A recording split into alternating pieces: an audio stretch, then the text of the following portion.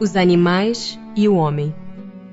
Se pelo que toca à inteligência comparamos o homem e os animais, parece difícil estabelecer-se uma linha de demarcação entre aquele e estes, porquanto alguns animais mostram, sob esse aspecto, notória superioridade sobre certos homens.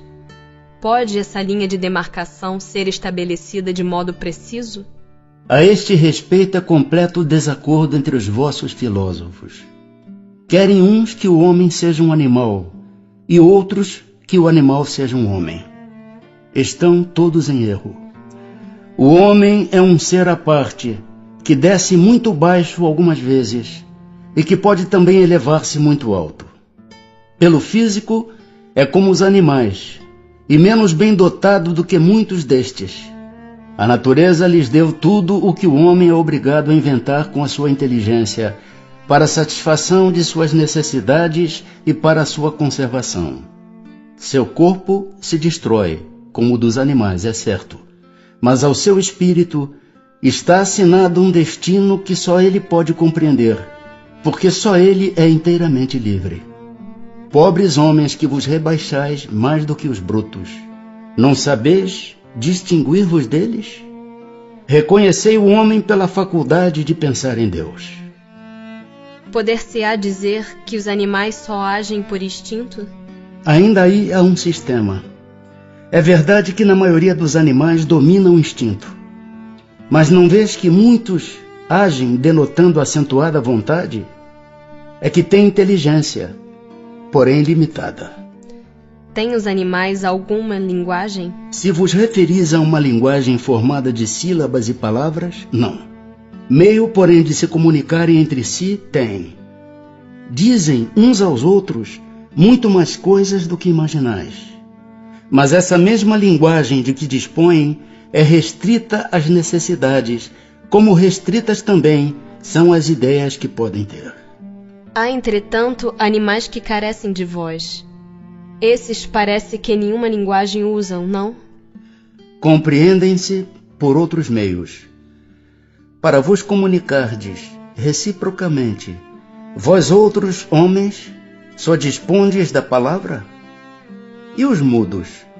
Facultada lhes sendo a vida de relação, os animais possuem meios de se prevenirem e de exprimirem as sensações que experimentam.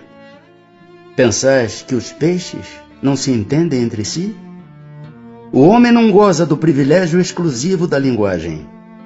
Porém, a dos animais é instintiva e circunscrita pelas suas necessidades e ideias, ao passo que a do homem é perfectível e se presta a todas as concepções da sua inteligência.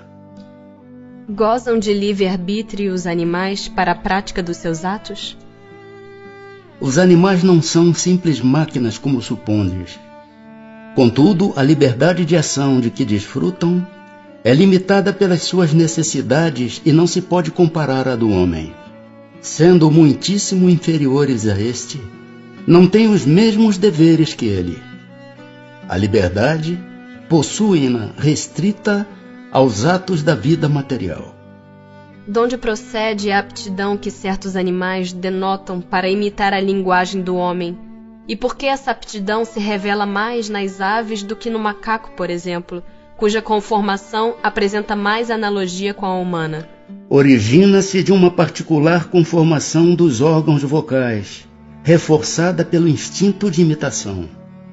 O macaco imita os gestos. Algumas aves imitam a voz. Pois que os animais possuem uma inteligência que lhes faculta certa liberdade de ação, haverá neles algum princípio independente da matéria? Há, e que sobrevive ao corpo. Será esse princípio uma alma semelhante à do homem? É também uma alma, se quiserdes, dependendo isto do sentido que se der a esta palavra. É, porém, inferior à do homem. Há entre a alma dos animais e a do homem distância equivalente a que medeia entre a alma do homem e Deus. Após a morte, conserva a alma dos animais a sua individualidade e a consciência de si mesma? Conserva a sua individualidade, Quanto à consciência do seu eu, não. A vida inteligente lhe permanece em estado latente. A alma dos animais é dado escolher a espécie de animal em que encarne? Não, pois que lhe falta o livre arbítrio.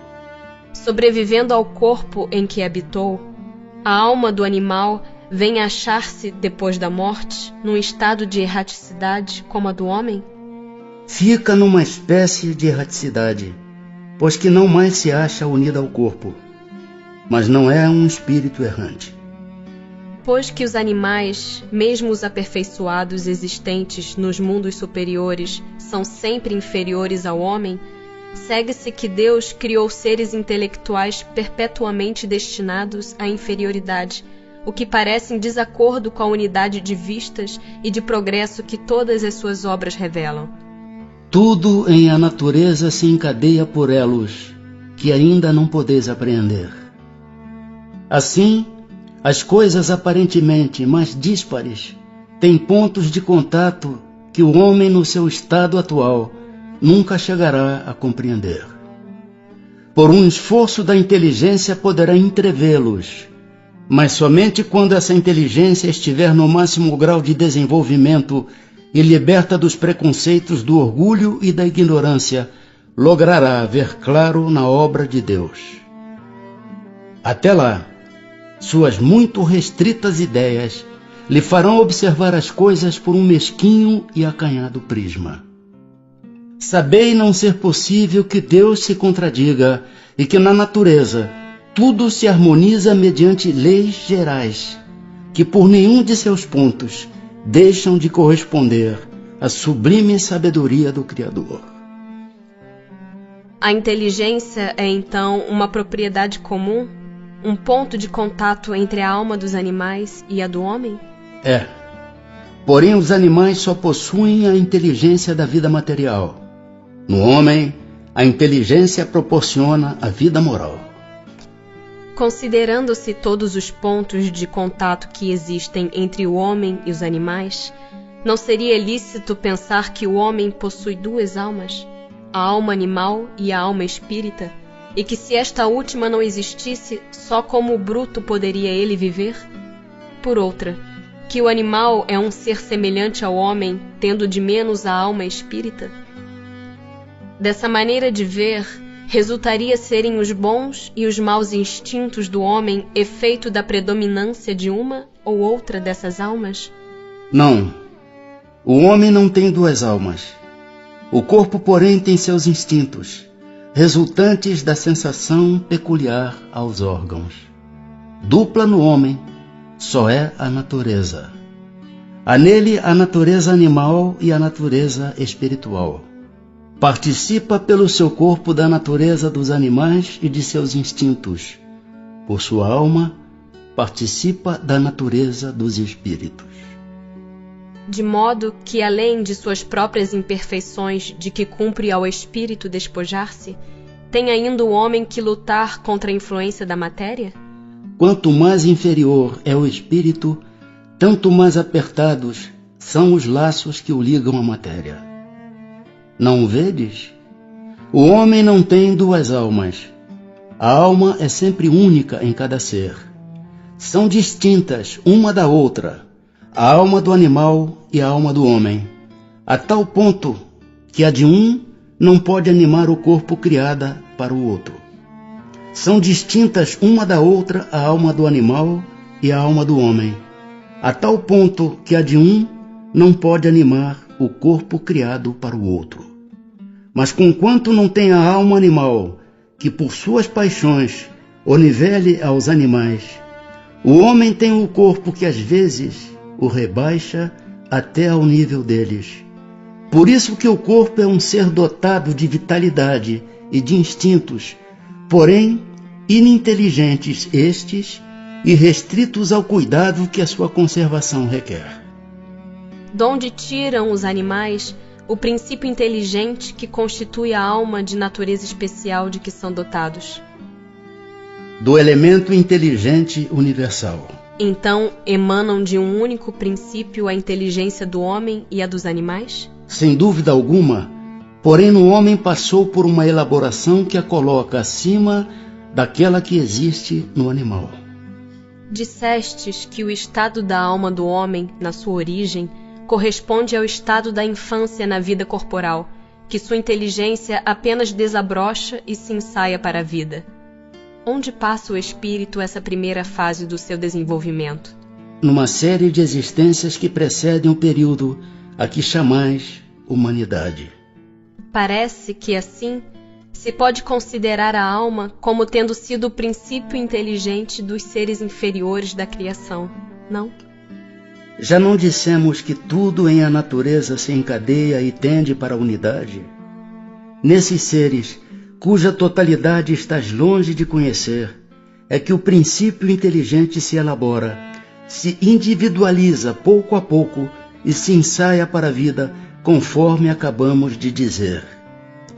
É de certo modo um trabalho preparatório, como o da germinação, por efeito do qual o princípio inteligente sofre uma transformação e se torna espírito.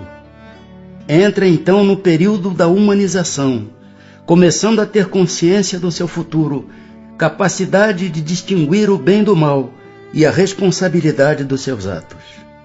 Assim, a fase da infância se segue à da adolescência, vindo depois a da juventude e da madureza. Nessa origem, coisa alguma há de humilhante para o homem. Sentir-se-ão humilhados os grandes gênios por terem sido fetos informes nas entranhas que os geraram? Se alguma coisa há que lhe seja humilhante, é a sua inferioridade perante Deus e sua impotência para lhe sondar a profundeza dos desígnios e para apreciar a sabedoria das leis que regem a harmonia do universo. Reconhecei a grandeza de Deus nessa admirável harmonia, mediante a qual tudo é solidário na natureza.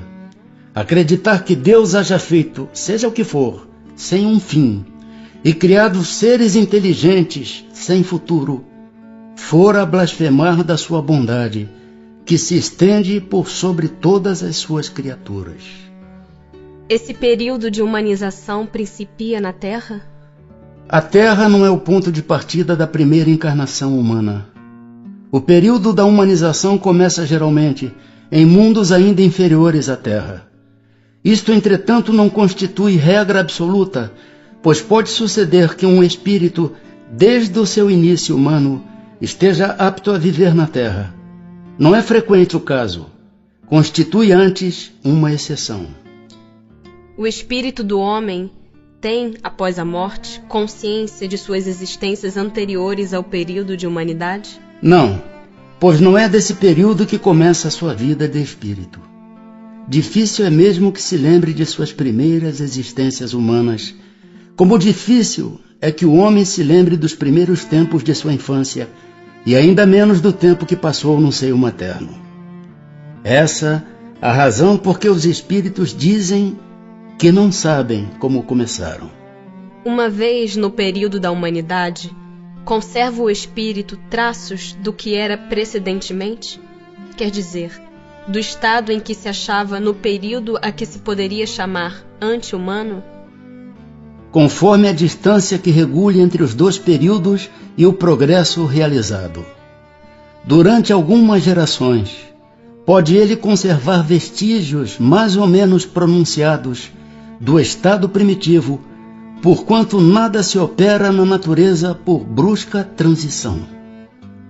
Há sempre anéis que ligam as extremidades da cadeia dos seres e dos acontecimentos. Aqueles vestígios, porém, se apagam com o desenvolvimento do livre-arbítrio. Os primeiros progressos só muito lentamente se efetuam, porque ainda não têm a secundá-los à vontade. Vão em progressão mais rápida, à medida que o espírito adquire mais perfeita consciência de si mesmo. Ter-se-ão enganado os espíritos que disseram constituir o homem um ser à parte na ordem da criação? Não, mas a questão não fora desenvolvida. Demais há coisas que só a seu tempo podem ser reveladas. O homem é com efeito um ser à parte, visto possuir faculdades que o distinguem de todos os outros e ter outro destino. A espécie humana é a que Deus escolheu para a encarnação dos seres que podem conhecê-lo.